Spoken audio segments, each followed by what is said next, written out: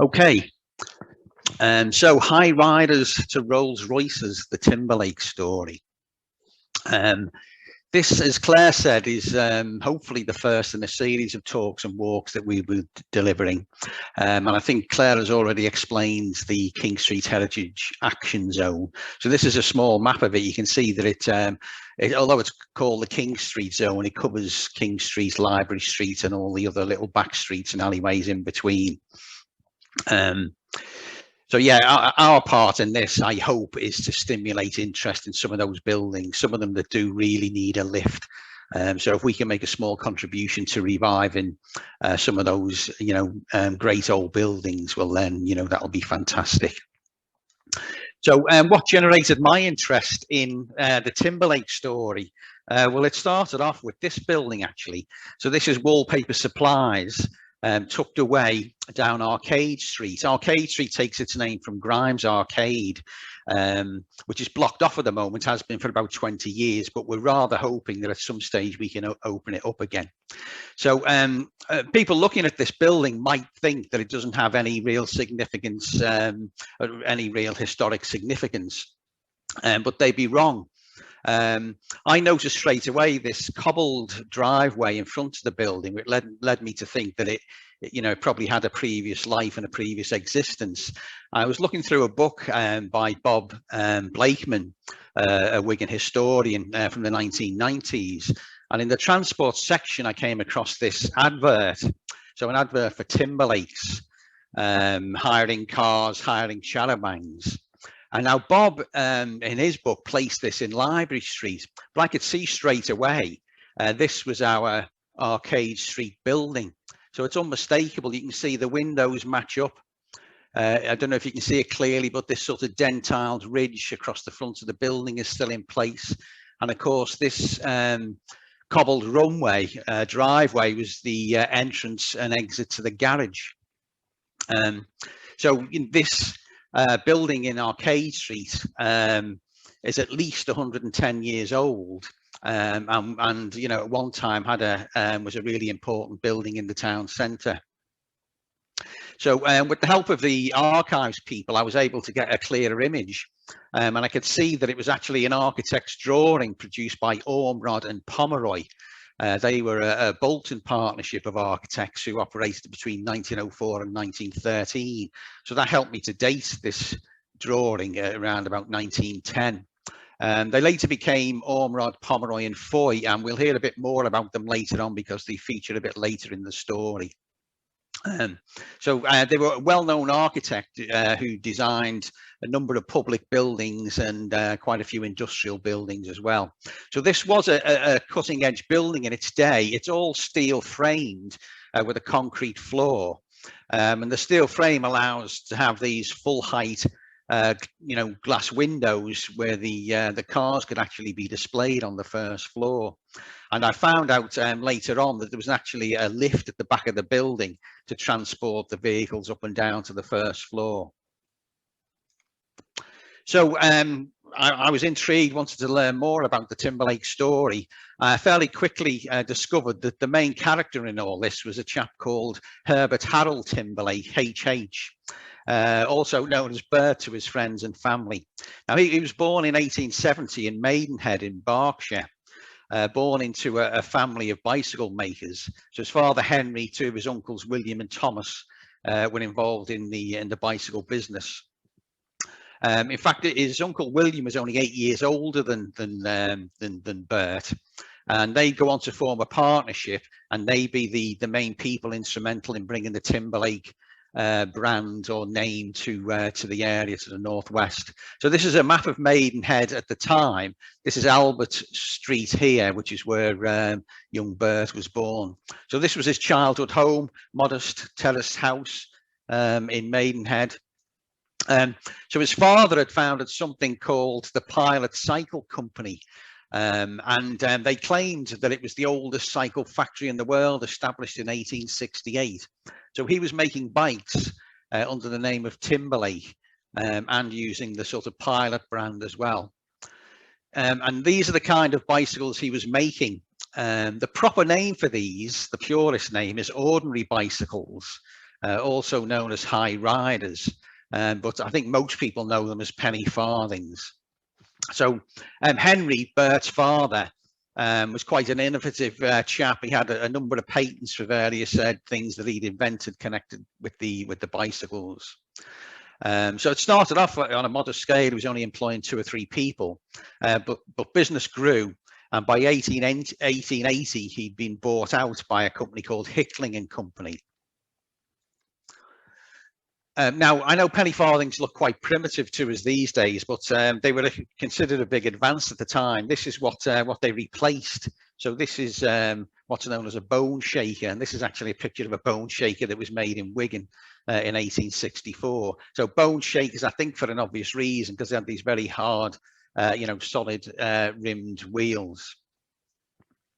So the penny farthing at the time was considered a major advance. And they did have advantages. The very large front wheel meant that you could, ride over lumps and bumps a little bit more easily. And obviously you could get up some speed, one turn of the pedals and you've already traveled some distance. Obviously, though, they had disadvantages. You're riding around at sort of head and shoulder height. Starting and stopping them, getting on and off was an acquired art. And if something did go wrong, well, then, you had a long way to fall, as this unfortunate chap here is demonstrating. Fortunately, he had a crash helmet on, so I don't think he was too badly hurt. So Henry's company put their money into something called the Dwarf Ordinary Safety Bicycle. So this was, meant to be an improvement on the penny farthing.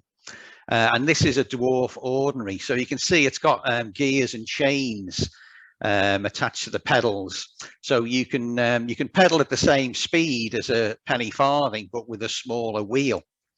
And with a smaller wheel, the clear advantage is you're actually a lot nearer to the ground. So hence, it was called a safety bicycle. Obviously, you've still got your feet either side of the front wheel, so it's, as this chap's demonstrating, it's quite hard to actually ride it in a straight line, because you're pushing down on the pedals on either side of the front wheel as you ride. So at the end of the day, it was a major advance, but they hadn't really thought outside the box. It was basically a shrunken down penny farthing. But somebody who did think outside the box was a chap called John Kemp Starley, and he invented the what was called the safety bicycle in 1885. He worked for Rover, would obviously go on to become a car producing company based in Coventry. So this is recognisable, I think, isn't it, as the bicycle we use now. So rear wheel drive, feet near the floor, and you no longer have to put your your feet either side of the wheel. So clearly a lot safer. So Henry's company had backed the wrong horse, or backed the wrong bicycle, I guess, to be more precise, and the company closed down in 1900. Henry carried on making bikes for other people, and his brother Tom carried on using the Timberlake name and continued to make bicycles in Maidenhead until the beginning of World War I. So another game changer at this time was an invention by this chap, John Boyd Dunlop of Belfast, invented the pneumatic tyre in 1888. So with the safety bicycle fitted with pneumatic tyres, cycling really took off, and they became what was described as a cycling craze towards the end of the 1800s. So young Bert and his uncle William were in a good position to sort of make the most of this. So Bert was obviously growing up while all this was happening around him. He was learning the trade in his father's workshop. Became a keen rider and actually an accomplished racer. I found lots of newspaper accounts of him winning races, cycling for Maidenhead Wanderers Cycling Club, later on cycling for Oxford Cycling Club. And yeah, he was quite a celebrity on the cycling scene. So by the end of the 1880s, William and young Bert were in Derbyshire. Bert was entering cycling races in the area. They were both members of the committee of the National Cycling Union. That was the body that was overseeing cycle racing at the time. And Bert found reports of Bert racing for the Buxton Cycling Club. Also found a reference to him joining the Derbyshire Volunteer Battalion in 1890. So I guess he was fairly settled in the area. But they were also looking across to Lancashire to try and open up some depots, as they call them, over here. And by 1891, William had moved to Southport. He'd set up a bicycle shop on Neville Street, 35 Neville Street, and he lived above it.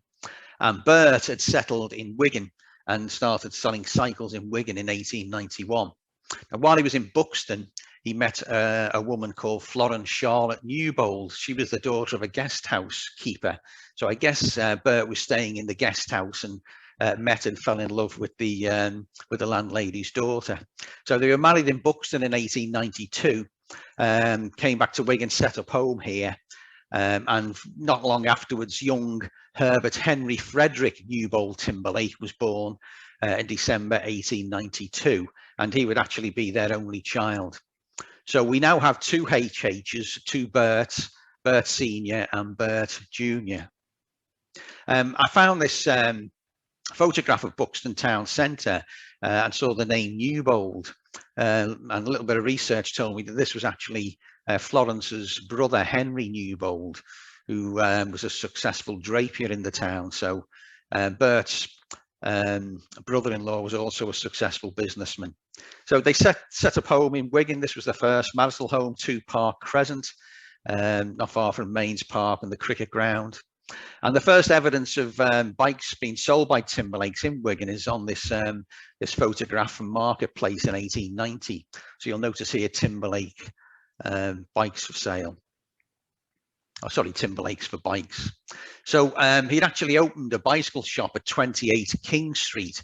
This is a map of King Street at the time, and this is where number 28 was. This was the shop front here, and you can see it's a long, narrow shop unit with quite a bit of space at the back that was used for assembling and maintaining the bicycles. So this building here is actually the Victoria building.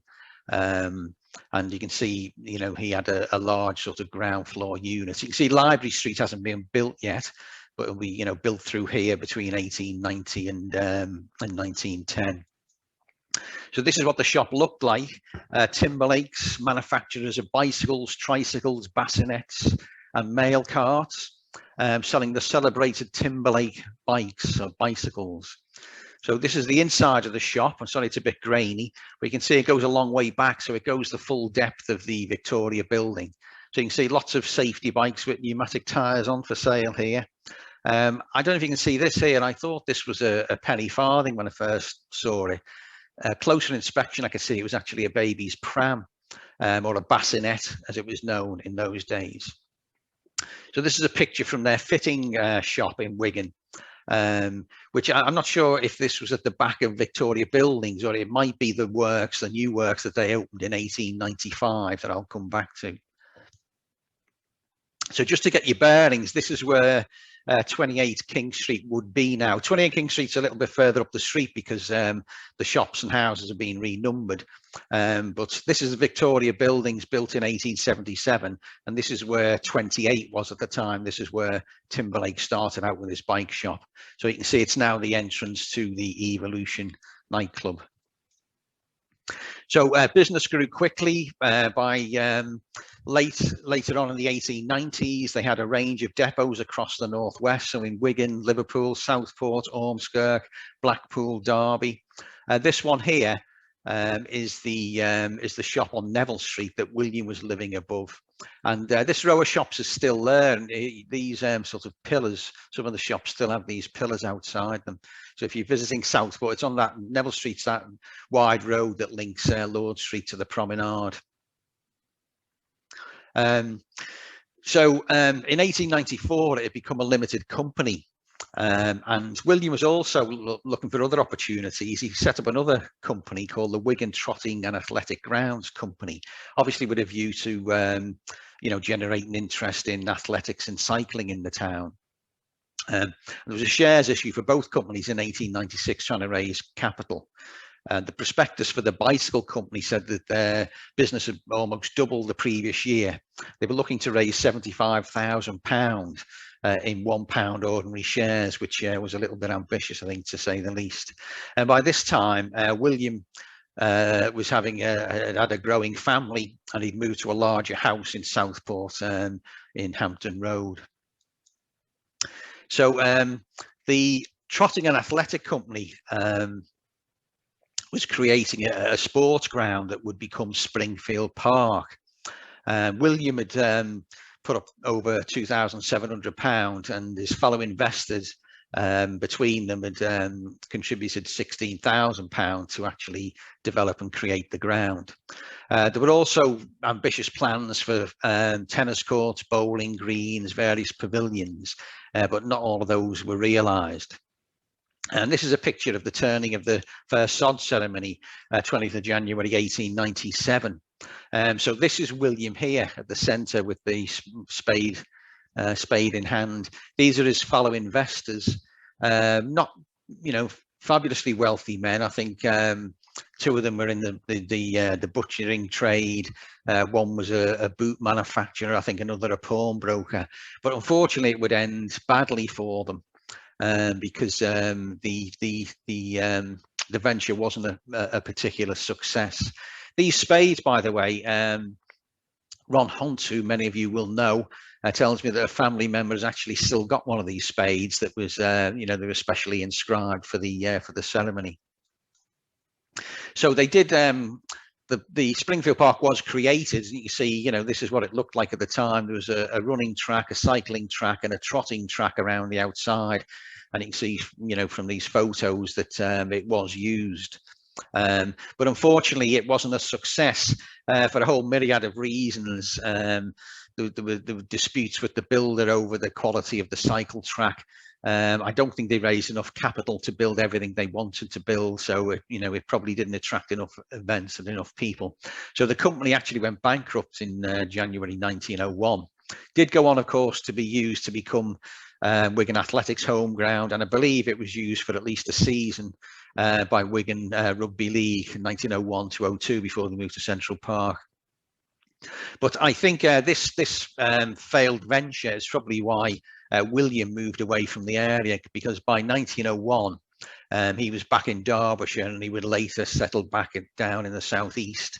He continued to sell bikes and cars, died in Essex in 1940, aged 78. He left behind 6 children. I think most of his children were actually born in Southport. But Bert, or HH, stayed in Wigan, and he continued to develop the business. So this was the grand plan for the new works they wanted to build. But I suspect they didn't raise enough money because there's no evidence that anything on this scale was actually built. They did open new works at Bradford Place off Chapel Lane in 1895 and start making bicycles there. And then HH would go on to start selling motorbikes and then start selling cars. There was talk at one stage about them actually manufacturing cars in this building. But like I say, I found no evidence that a building on this scale was constructed or that they did manufacture cars. This is the rough location of the factory, but this was pictured in 1938, I think, when the Eclipse Preserves Works had occupied most of the site. So it's difficult to pick out where this sort of, you know, this grand building would have fitted in here. So I suspect the works were built on a more modest scale. So anyway, 1902, they start selling cars. They become agents for Humber, De Dion, and Minerva. And the first car they sell is actually a Humber. Humbers at the time were claimed to be made by royal appointment, as apparently Edward VII and his son, Prince of Wales, who would become George V, both owned Humbers. So old Bert, or HH, appears in the 1904 Who's Who of Motoring. Obviously, there weren't that many motorists at the time, so it was possible to sort of list them all, I guess, in a who's who.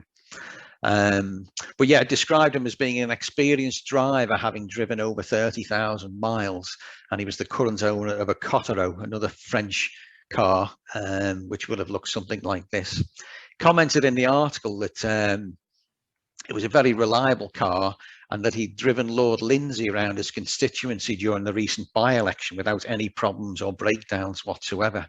So this was a reference to the 1903 Chorley by-election. Lord Lindsay of Hay Hall had he was already the MP for Chorley, but he'd been appointed as a cabinet minister. And in those days, if you were appointed to the cabinet, you had to stand for re-election. It was considered a potential conflict of interest, being in the pay of the Crown, being a people's representative. So you had to stand for re-election to see if the people still had confidence in you. So it was a safe, conservative, sort of pretty rural seat at the time, and there wasn't expected to be a contest. But the Liberals put up a candidate only a fortnight before the vote.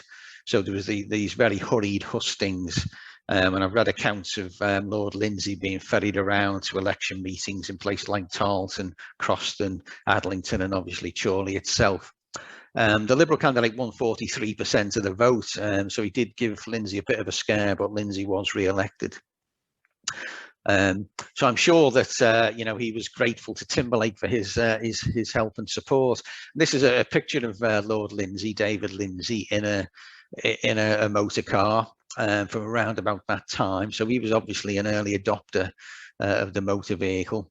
Difficult to date this. I mean, I think it's around 1905, 1906. That's based on the assumption that these are his eldest son and eldest daughter, who'd be about 5 and 4 at the time.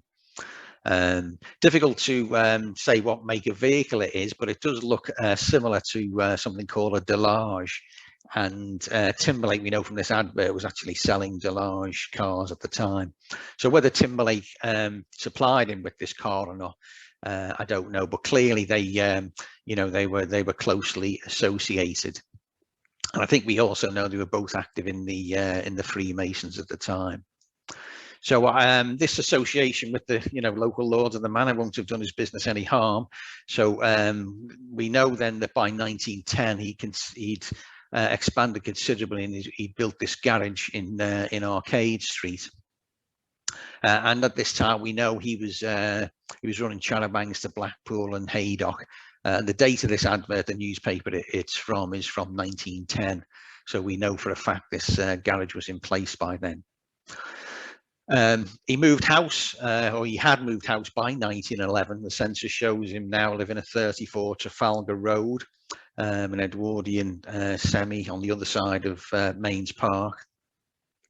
And not long after, he would move just a few doors up the road to 42 Trafalgar Road, which he'd call Parkdale. And he would actually spend the rest of his life living in this house. This was an interesting artifact that the archives people found for me. This is a pocket guide that he produced in 1912. So I think it just demonstrates that he was, you know, he's quite innovative, always looking for ways to market his business. So this is actually about the size of a mobile phone, but it's got this really high quality map that folds out from the inside. He was selling these at 2 shillings a time. So it contained a map that was based around Wigan, but covered, you know, lots of Cheshire, Lancashire, Derbyshire. Around about this time, he was also advertising, selling motor bicycles, and also selling sidecars. So these sidecars, I don't know about you, but I'm not sure I'd feel too safe traveling around in one of these strapped to the side of a motorbike. It's, you know, a bit like riding on it looks like a bath chair on wheels. I think an attempt to reassure us, the advert tells us it's made from the best quality cane. So a little bit of a sort of negative publicity that I came across was this case again from round about the time, and one of Timberlake's charabancs was involved in a fatal accident, and there was a cyclist riding from Lytham to Preston. And I guess the charabang must have been heading in the opposite direction, going to Blackpool. And from the description in the court case, there were 2 vehicles trying to overtake each other. One being the charabang, another being a car, and their wheels touched. The charabang careered off into a ploughed field, but unfortunately it hit a cyclist coming in the opposite direction. So Timberlakes were liable and ordered by the court to pay £750 compensation to the widow and the widow's children. So anyway, as World War One approaches, Timberlakes are already on to the next big thing. You can see they're selling Ford motor cars. So Henry Ford had pioneered mass production, the assembly line, and he built factories already around the world. So this is inside the factory that he built at Trafford Park in Manchester, just down the road. So Timberlake, you can see, is already on the case selling Ford cars, selling a range of them for all for well under £200. Again, 1914, he's also selling Ford vans and Belsize vans. Belsize was a local British company, made vans also in Manchester. Then again, a sign of innovation. During the war, 1917, he's teaching people to drive, running a motor school, and you'll see here ladies especially catered for. So obviously he's conscious that a lot of the men are away fighting, so he's targeting teaching women to drive. Also in 1917, during the war, carry on with coal gas. So obviously there's a petrol shortage, so he's offering to convert vans to run on coal gas, which involves putting this large gas container on the top of your van. This is what they look like in reality. They don't look too safe, but you can see this one's been filled up from a pipe at the side of the street that's linked up to the town gas system. So on a more serious note, during the war, they used their engineering skills to switch to producing shell casings. So you can see this is a photograph of the Timberlake munition staff on the steps in Mains Park. And this here, I believe, is young young Bert Timberlake. This is a larger picture. It may be from later in the war. They may have extended production. But I believe this to be H Senior, and this chap to be H Junior. So towards the end of the war, then there was another addition to the family. H Junior had a son, Keith Herbert William Timberlake. He was born in Southport, where young Bert was living by this time. And he would go on to become a director of the company and also the company sales manager. So this switch to munitions during the war emphasized that they weren't just car salesmen, they were engineers. Bert Senior was involved with a number of car manufacturing companies. He was a motor factor, sourcing and supplying components, and he was also a director of a number of companies. And Burt Junior, after he'd been to Wigan Grammar School and Lancaster College, did an apprenticeship at Vulcan Motors in Southport to also qualify as an engineer. So one of the car companies he was involved in was Westwood Motors, and thanks to Peter Fleetwood for providing this information for me. But this was a fairly short-lived Wigan-based car manufacturer. They had a Britannia Works based out at Lower Ince. You can see this is one of the cars they produced with a W on the grille. But they went out of business around 1926. They couldn't really compete, with the likes of Ford and Morris and Austin, who were producing cars in high volumes. He was also involved with Pagefield. So these were vehicles manufactured by the Walker Engineering Group, who had their main ironworks were in Pagefield, which is what gave the vehicles their name. So again, he was supplied them with gearboxes and parts. They lasted a little bit longer than Westwood, and they made mainly commercial vehicles from 1904 through to about 1966. So you can see they made a range of fairly innovative vehicles. This one's interesting on the end here. This was made for the Mersey Tunnel Company, and this device was for cleaning the inside of the Mersey Tunnel. So this was their works at Pagefield. So he was also involved with Vulcan Motors. This is a large factory that they had at Crosslands in Southport. Don't know if you know that area of Southport, but this is the road that links the Churchtown Botanic Gardens to the Plough roundabout. But he became a director in 1928 and was credited with reorganizing the company. They switched from making cars to focusing on commercial vehicles. And this is where he'd sent Burt Junior in 1907 to, to learn his trade. And Bert himself became the managing director of this company for a short period of time. And Bert Senior was actually the chairman for a while. Another car company, another iconic British car company that he was a director of and one-time chair was Leanne Francis, Coventry-based car manufacturer, who were a sister company to Vulcan. They shared dealerships, shared components, and they carried on making these, beautiful cars through till 1962. And these are now, prize collectors' items. This one here, this pink one, is the Lynx, which was one of the last cars they made. So by the mid to late 20s, then, business was booming. Bert Senior features in this story in the Wigan Examiner. They're doing a series on local celebrities. So it describes him as having contented and loyal staff, a man of simple tastes, photography being his only hobby. And it also praised him for regenerating the town. And I think if you compare some of the maps from the early 1900s to the 1920s, you can see the impact he made in this area that's now, largely part of the Heritage Action Zone. So you can see this is where he started his shop on King Street, but you can see there's a big vacant plot here opposite the college, more empty plots here on Library Street, and there's a gap here on Arcade Street where his where his garage would be built. If you look at this map from the late 20s, then you can see he's built his garage here in 1910.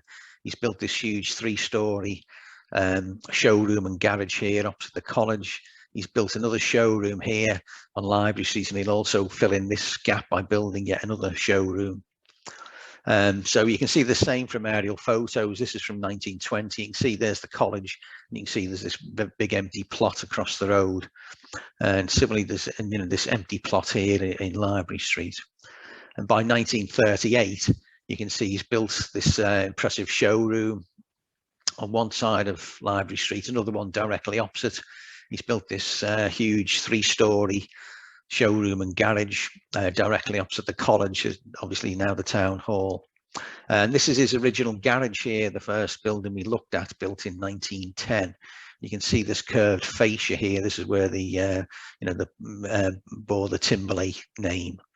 He'd also acquired these 2 buildings here as well, College Chambers and this corn merchants building on Arcade Street. So eventually he owned this whole block, and he actually put a roof across this section here so that it was all one large joined up complex. So this is a guide published in 1937. It's a sort of car touring guide, but it's got a lot of information in about the company and what it was like at the time. And it's also got some great pictures of his showrooms that I'll come to. But thanks to Ron Hunt, who dug this out from his personal archives and let me scan some images from it. So this is the #1 showroom, as it was called, built in 1922. So this was designed by Ormrod, Pomeroy and Foy of Bolton, so the same company that designed the 1910 garage on Arcade Street. And this is really as a high quality building.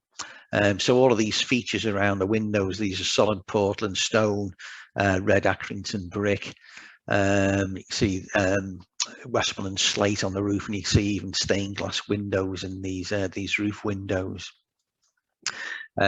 This was the biggest piece of work that the architect did, and you see there's some similarities. This is Tillotson's huge printing works and packaging works in Liverpool, but you can see it's got the same Portland stone features, Accrington brick.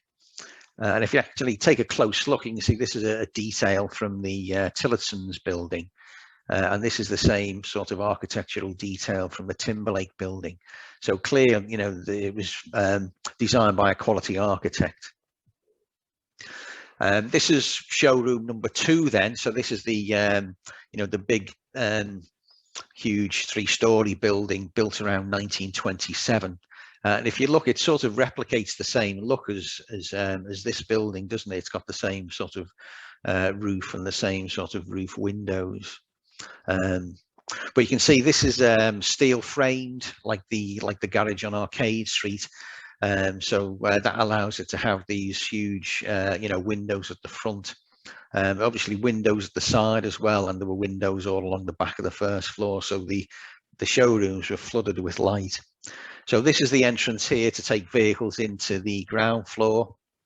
Entrance here into a lift. You can see the top of the lift shaft up here. So this lift carried vehicles up to be displayed on the first floor in the showroom. But it also carried vehicles up to the top floor because incredibly there was a fully functioning garage on the top floor where cars were serviced, repairs, and where there was a paint shop. And this was showroom number 3, directly opposite showroom number 1. So this is where they sold tyres, parts, accessories, and motorbikes. And it came across another slightly negative news story connected with this depot. The manager of it was taken to court in the 30s for allegedly siphoning off parts and tires over a long period of several years and selling them on to people who who sold them on for him.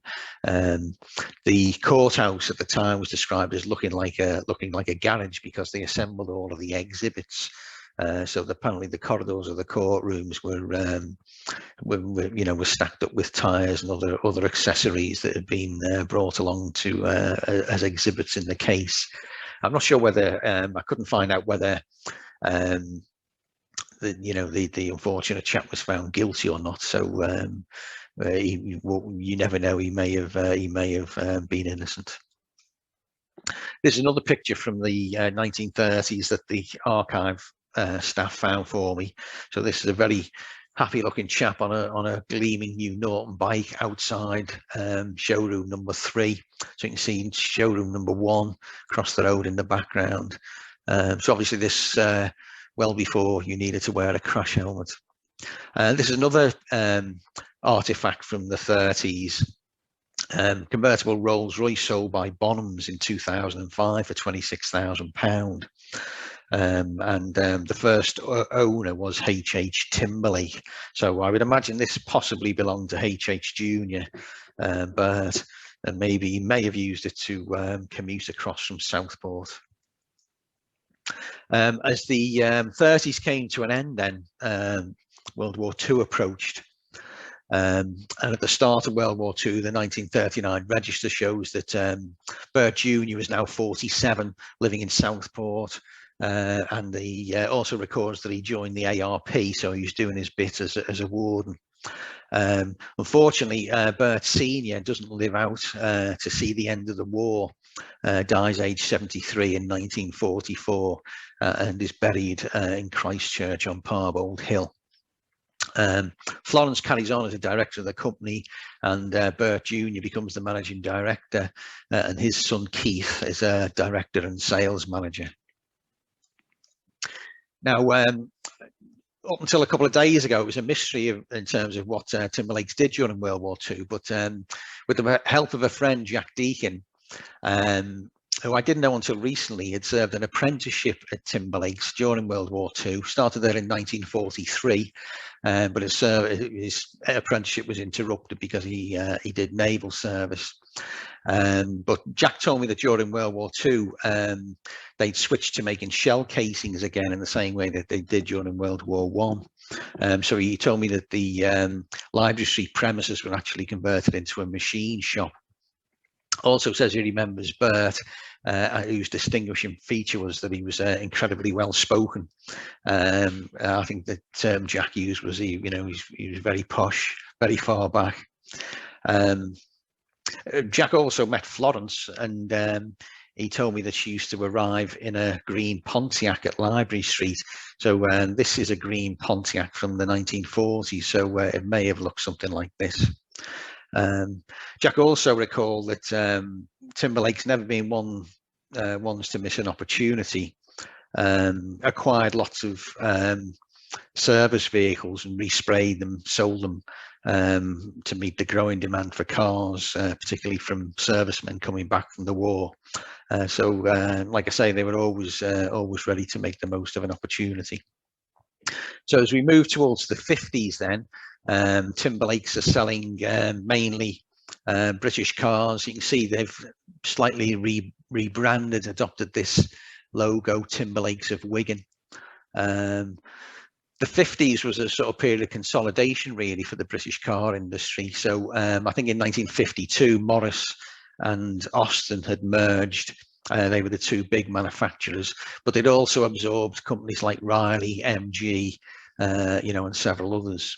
So you can see these are the cars that the BMC, the British Motor Corporation, were making at the time. So the Austin A40, the Wolseley 444, Morris Oxford, and they do all look, you know, quite dated, even though this was in the 50s.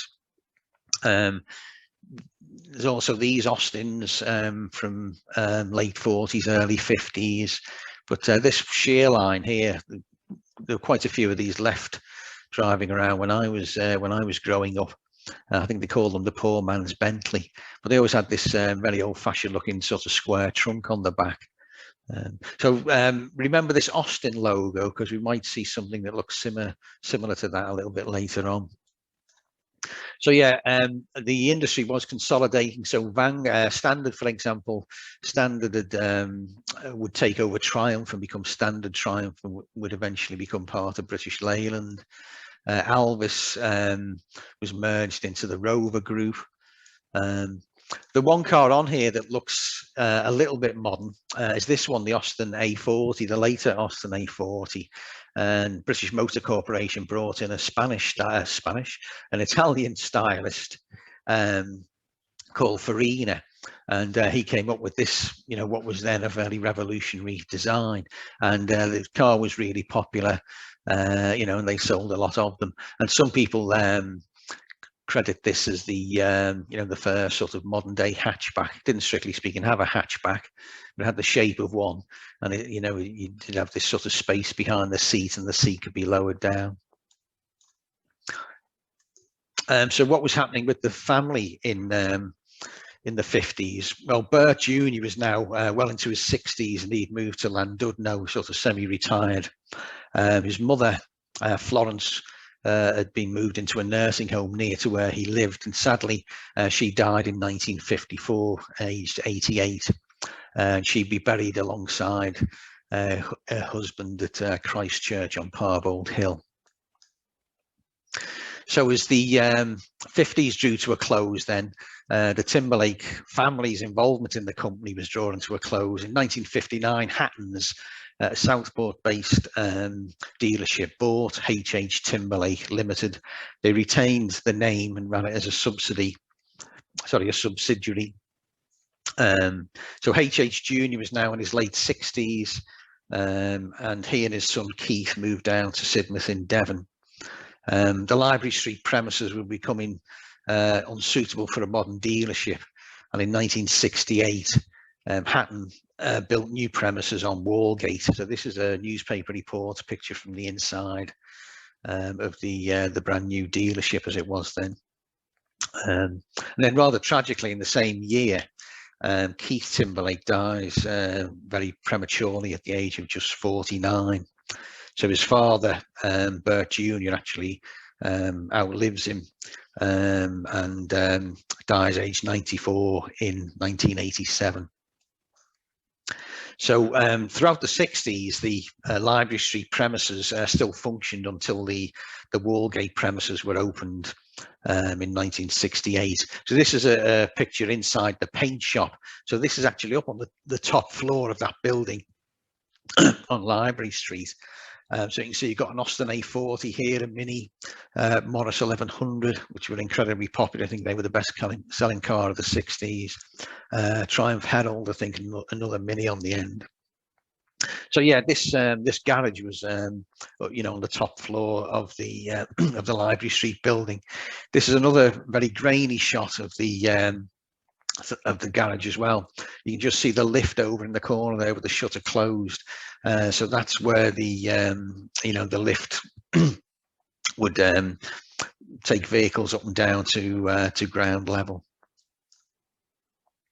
The showroom number 1 continued to operate as well during the 60s. You can see from this picture here. This is another shot. You can see they're selling Jaguars and Austin cars, Morris Minor in the window. This is a great picture from 1968. Jennifer Moss collecting an MG from the number 1 showroom. So of course Jennifer Moss played Lucille Hewitt in Coronation Street. So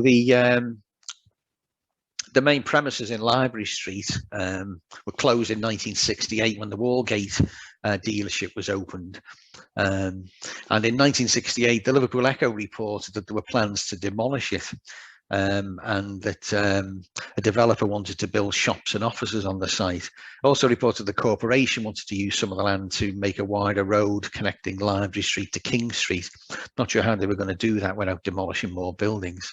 Anyway, the plans didn't go ahead and they didn't materialize, and the premises stayed empty for about 4 years.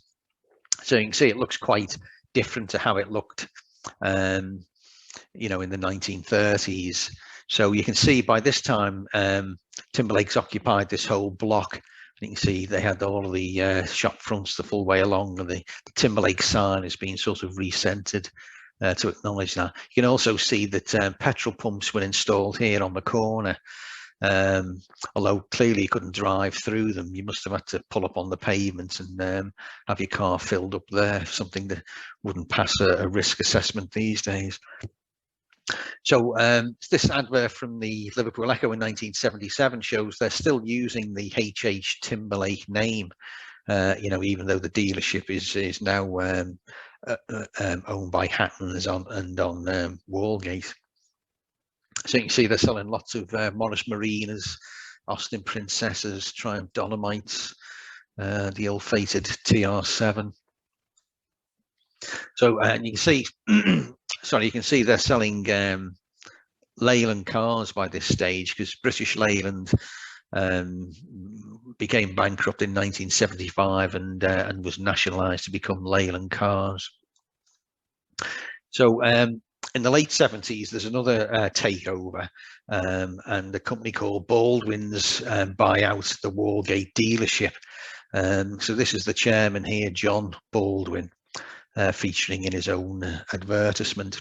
So he renames the dealership Baldwin Timberlake, so still keen to retain that Timberlake name. This is an interesting marketing occasion. So Baldwin Timberlake look as though they're trying to drive a Triumph Dolomite into the Trustee Savings Bank on King Street. Not quite sure why. I believe it was the prize in a competition. I'm not sure it's going to fit through those doors, but anyway, it had the desired effect and seemed to attract a lot of attention. So this was the dealership on Wallgate around about 1980. So you can see selling Leyland cars. So a Mini Metro here, which was a rare success story for British Leyland. Austin Princess, Rover 3.5. These were quite successful as well. I think this was car of the year one year, and I think it was popular with police forces as well. Over here, Triumph Acclaim, which was a product, I think, of a collaboration between Honda and British Leyland. Basically a Honda with a Triumph badge on, I think. And unlike a lot of British Leyland cars, it was quite reliable. So anyway, the inevitable happened in 1983. After months of speculation, it's announced that the Baldwin Timberlake will close, loss of 43 jobs. So John Baldwin, the owner, blames the recession. Roger Stott, who many of you will remember, the local MP, in the same article blames the Margaret Thatcher's government. So whatever the reason, you know, this marked the end of the use of the Timberlake name to sell vehicles in the area. So British Leyland, or Leyland, would be trimmed down, would become the Rover Group a few years later, bought by BMW in 1994, and then went into administration in 2005. So what happened to the Timberlake buildings then? This newspaper article from 1973 is speculating that the main building on Library Street is going to become a big shop, quote unquote. And that's exactly what happened. The Cohen brothers, owned a chain of wallpaper and DIY shops, bought it, and it became Wallpaper Supplies. In 1984, for whatever reason, the Cohens were looking to sell some of their branches. They sold the Wigan branch to Max Braycheck, and Max passed it on to his son, who's the current owner, Chris Braycheck. I'll come back to Chris later, because Chris gave me access to the inside of the the old Timberlakes complex that is now Wallpaper Supply. So I'll be able to share some photographs shortly. So just to recap then, what happened to the other buildings? Well, this we've already said that the bicycle shop on King Street is now the entrance to the Evolution Club. Showroom number 1 became a carpet, bed and bedroom furniture showroom, and you can see when it was up for sale in 2014 and the fascia was removed, that the original Timberlake sign was still there underneath, intact. It was then taken over by Leanne Stewart, hairdressers, and Elaine, I think, has done a great job of renovating and maintaining this shop front. In fact, I know Elaine is fully aware of the history of the building and takes it very seriously. I believe this frontage here has been placed very carefully above the old Timberlake sign that's been retained intact beneath. I also believe Elaine's brother worked for Timberlake, so she she's got a good understanding of the history of the building. Her daughter Kay let me take some photos the other day, so you can see lots of the original features still there. The sort of coving inside, these features outside, solid granite sort of plinth to the shop front, this mosaic decoration still original, still in place, and you can see these sort of Art Deco decorations as well around the doors. The building across the road then, showroom number 3 as it was, has been altered. You can see it's lost it did have a stone parapet that's gone, it's been rendered over, currently occupied by Intro Recruitment and up for sale as of 2021. So the rest of the complex then, that is now Wallpaper Supplies, is also more or less intact. So this is the large 3-story showroom cum garage, and you can see the lift shaft is still there, still evident on the roof. This is the 1910 garage, the first building that we looked at. You can see there's another lift shaft there that carried cars and vehicles up onto the first floor display area. So yeah, College Chambers is now became part of Timberlakes and is now part of Wallpaper Supplies, as is this old corn merchants building here on Arcade Street. So yeah, like I say, Chris allowed me in to have a look around, gave me a guided tour, and there are some some features. I took lots of photographs, but I'll just share one or two of them. So inside our 1910 garage, this may sound a bit anorakish, but this is the lift mechanism in the roof space above where the lift was to carry the cars up from the ground floor to put them into that first floor display window. So this is over 110 years old. So you can see these lift wheels here and these pulleys. You can still see some of the metal cables attached. Lift, obviously isn't used now, and the space of the lift shaft's been used for other things. Chris has been removing some of the old pegboard from that first floor, showroom as well, and it's revealed some of the old original paintwork.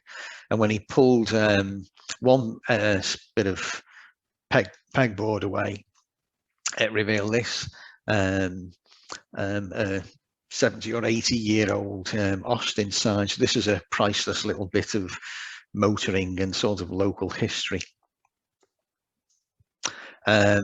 Yeah, I also managed to have a look around the the main building. Obviously there are lots of independent shops now that occupy the front, which Chris has set up, but there are still some original features. So this is the entrance to the lift shaft in College Avenue.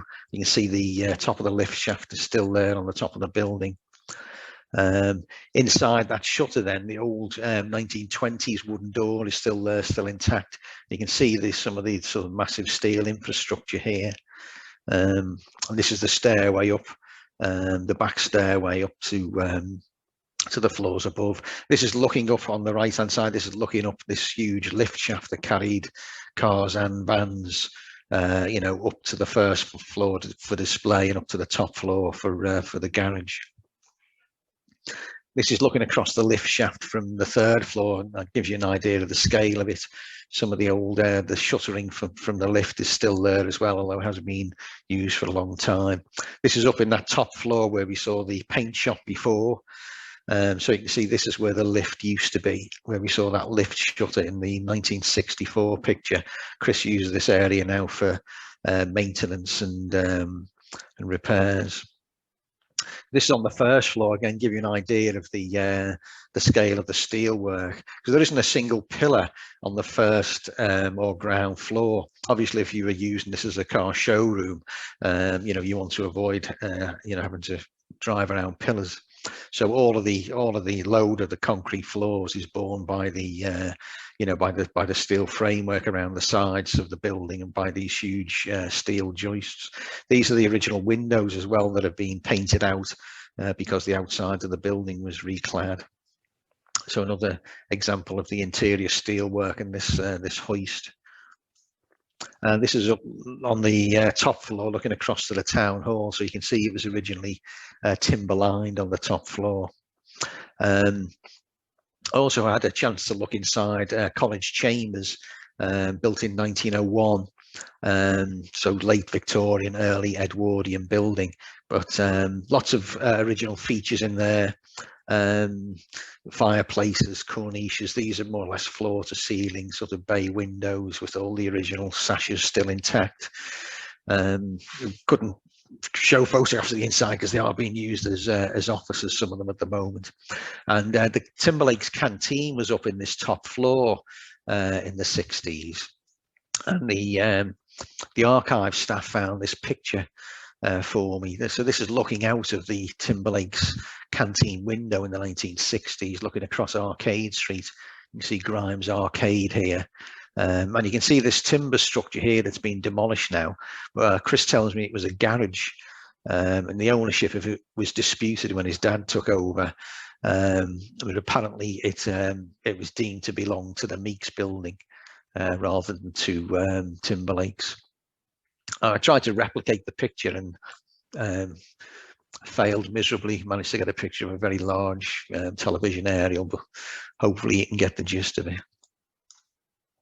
So I also saw inside the warehouse, the old corn merchants. The ground floor had been knocked through to make the garage larger, probably back in the 20s or 30s, but the upper rooms are still intact. So again, lots of original features up here. So this wood paneling and glass paneling all looks original, as do the sash windows. You can see the original roof beams are there, and these very old Victorian sinks. And this sort of panelled area here, which looks as though it might have been an office at one time. And this is the top floor warehouse doors. There used to be a hoist over here to shift goods up and down to the street. So I couldn't help thinking, walking around here, that if old Bert Timberlake had been alive and coming around with us, that he would still recognise some of the features from the the empire that he built over all those decades. And that concludes the Timberlake story. Thank you for watching.